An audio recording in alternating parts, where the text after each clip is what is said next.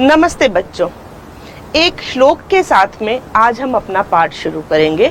श्लोक है छाया मन्नस्य कुर्वन्ति तिष्ठन्ति स्वयं आतपे फलान्यपि परार्थाय वृक्षः सत्पुरुषः इव। बच्चों, इस श्लोक का अर्थ है कि बड़े वृक्ष दूसरों को तो छाया देते हैं परंतु स्वयं कड़ी धूप में खड़े रहते हैं। उनके फल भी दूसरों के लिए होते हैं, अपने लिए नहीं। उसी प्रकार अच्छे मनुष्य भी स्वयं कठिनाई सहकर दूसरों का कल्याण करते हैं। उन्होंने जो कुछ भी अर्जित किया है वे उसे दूसरों को ही दे देते हैं। तो बच्चों, इस श्लोक के अंदर वृक्षों की, पेड़ पौधों की महिमा का वर्णन किया गया है। तो हमारा ये जो पाठ है सजीव जगत में विविधता, इसके अंदर भी हम पूरे सजीव जगत के अंदर पेड़ पौधों और जंतुओं के अंदर क्या विविधता उपस्थित है उसका विस्तृत अध्ययन करेंगे और साथ ही साथ हम पौधों और जंतुओं के बीच के संबंध को भी जानेंगे। तो चलो शुरू करते हैं अपना पाठ और चलते हैं एक नई दुनिया में। बच्चों, आज आप सब अपनी विज्ञान शिक्षिका सुलेखा जी के साथ प्रकृति की सैर यानी कि नेचर वॉक के लिए जाएंगे। आपके साथ अनुसंधान प्रयोगशाला के वैज्ञानिक डॉक्टर रघु व मनीराम चाचा जी भी जाएंगे। आप तो सब जानते ही हैं कि मनीराम चाचा जी विभिन्न प्रकार के पौधों और जंतुओं को पहचानने में बहुत निपुण हैं। नमस्ते बच्चों, आज की इस सैर में हम पौधों व जंतुओं की सुंदरता व विविधता का अनुभव करेंगे। देखो बच्चों, आप सभी अपने साथ नोटबुक, पेन और पानी की बोतल जरूर ले लेना। बच्चों देखो, यहाँ विभिन्न पौधे जैसे घास, झाड़ी, वृक्ष, लता आदि दिख रहे हैं। और उधर देखो, फूलों पर तितलियां दिखाई दे रही हैं। पेड़ों पर अलग अलग तरह के पक्षी हैं, उनको भी देखो। दोस्तों, उधर देखो, पेड़ पर बंदर इधर से उधर कूद रहे हैं। मैम, स्कूल में तो हमें बहुत गर्मी लग रही थी, लेकिन यहाँ बगीचे का तापमान तो बहुत कम है और देखो ठंडी ठंडी हवा भी चल रही है। अब हम और मनीराम चाचा चलते हैं। आप बच्चों को पौधों व जंतुओं की विस्तृत जानकारी दीजिए। बाय सर, बाय चाचा जी, थैंक यू।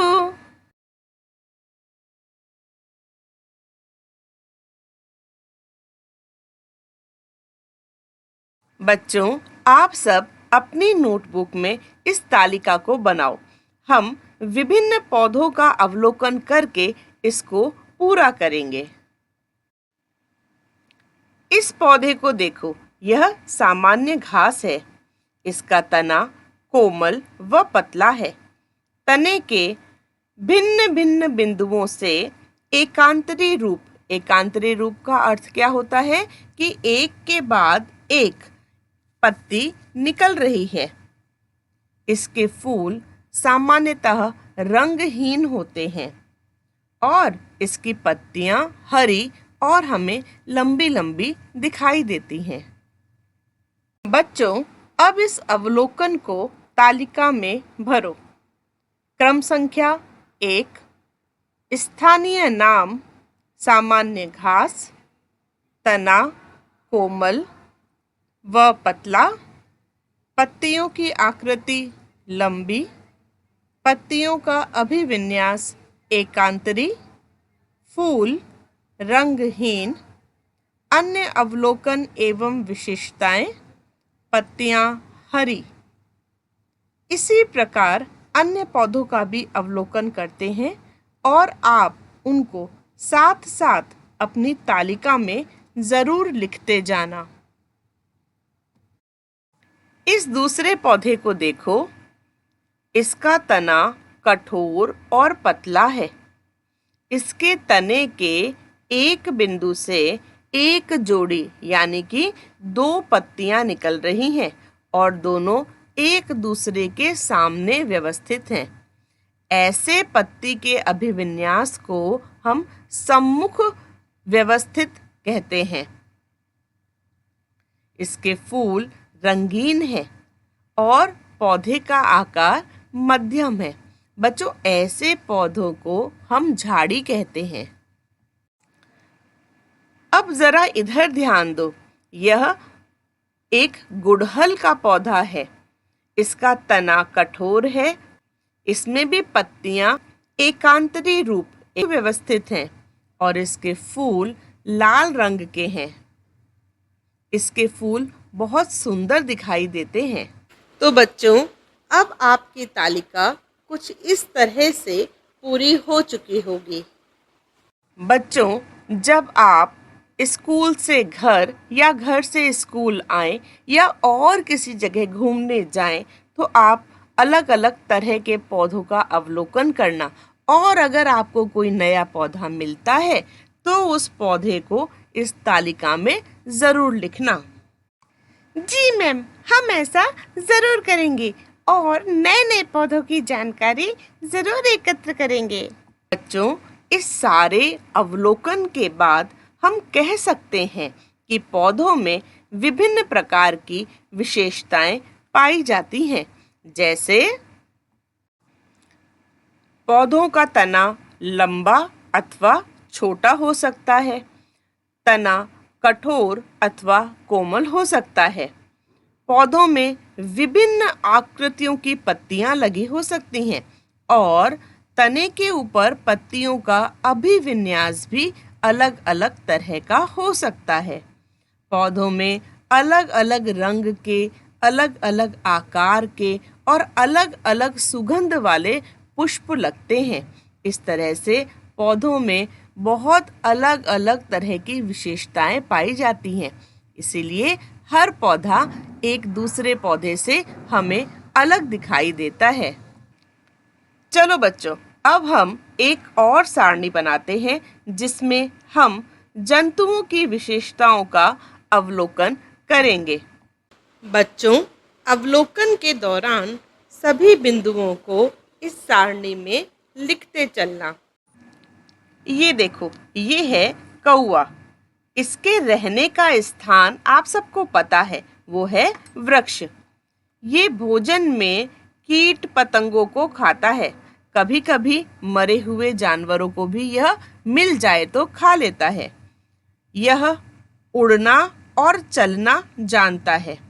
और वहाँ देखो, उसको कहीं से रोटी मिल गई तो वो चोंच में रोटी लेकर बैठा हुआ है। इधर देखो, यह है चींटी। यह मिट्टी एवं बिलों में रहती है। यह भोजन के रूप में पत्तियां, बीज और कीड़ों मकोड़ों को खाती है। इसके 6 पैर होते हैं जिसकी सहायता से यह आसानी से चल सकती है। ये देखो, ये है गाय। यह हमारे घरों के आसपास रहती है। हम इसे घरों में पालते भी हैं। यह भोजन में घास, पत्तियां, चारा खाती है और इसके 4 पैर हैं जिसकी सहायता से यह चलती है और यह बहुत मीठा दूध देती है।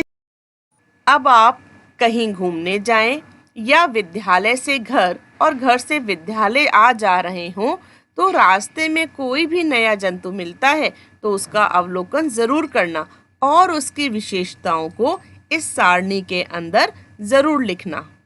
बच्चों, इन सब पौधों और जंतुओं के अलावा हमारी धरती पर विभिन्न प्रकार के जंतु और पादप पाए जाते हैं। किसी विशेष क्षेत्र में पाए जाने वाले पौधों और जंतुओं की विविधता उस क्षेत्र की जैव विविधता का भाग होता है। बच्चों, किसी क्षेत्र की जैव विविधता में प्रत्येक सदस्य की अलग भूमिका होती है। जैसे हम देखें कि पेड़ पेड़ विभिन्न प्रकार के पक्षियों और जंतुओं को भोजन व आश्रय देता है और इसी प्रकार पक्षी व जंतु बीजों को दूर दूर तक फैलाते हैं और कार्बन डाइऑक्साइड का उत्सर्जन करते हैं। यह कार्बन डाइऑक्साइड पेड़ पौधे काम में लेते हैं अपना भोजन बनाने के लिए, जिसे हम प्रकाश संश्लेषण की क्रिया भी कहते हैं। तो बच्चों, ये था हमारा आज का पाठ, जिसमें हमने बहुत से पौधों और जंतुओं के बारे में जानकारी एकत्र की और उनके बीच के संबंध को समझा। फिर मिलते हैं इसके दूसरे भाग के साथ में। धन्यवाद।